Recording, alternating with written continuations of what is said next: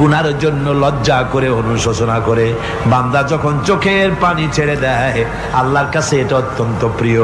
নবীজি বলেছেন, বান্দা যখন গুনার ভয়তে, আল্লাহর ভয়তে, জাহান্নামের ভয়তে অনুশোচনা করে যখন চোখ দিয়া পানি ছেড়ে দেয়, ওই চোখের পানি নাকের অর্ধেক আসতে না আসতে আল্লাহ রব্বুল আলামিন বান্দারে মাফ করে দেয়।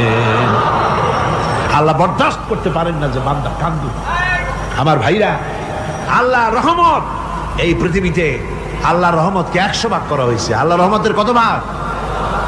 এই 100 ভাগের 1 ভাগ সারা পৃথিবীতে ছড়াই দেওয়া হয়েছে। আর 99 ভাগ কার কাছে? আল্লাহর কাছে। এজন্য আল্লাহ রাব্বুল আলামিন বলেছেন, নাব্বি ইবাদি আন্নি আনাল গফুরুর রহিম। ও আমার নবী, সুসংবাদ দিয়ে দাও